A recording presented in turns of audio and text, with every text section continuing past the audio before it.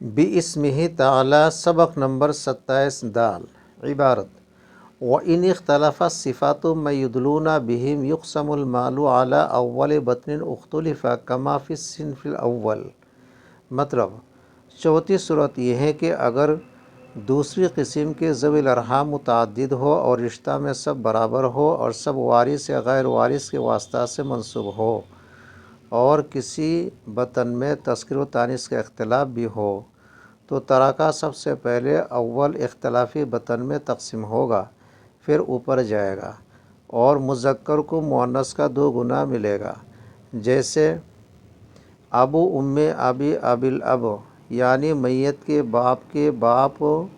یعنی پر دادا کی ماں کا باپ،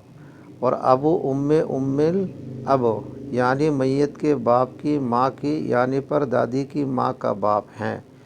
پس ترکہ سب سے پہلے اختلافی بطن 2 میں تقسیم ہو کر دادا کو 2 اور دادی کو 1 ملے گا، پھر یہی ترکہ اوپر 5ویں بطن میں جائے گا۔ اجازت دیجیے، شکریہ، اللہ حافظ۔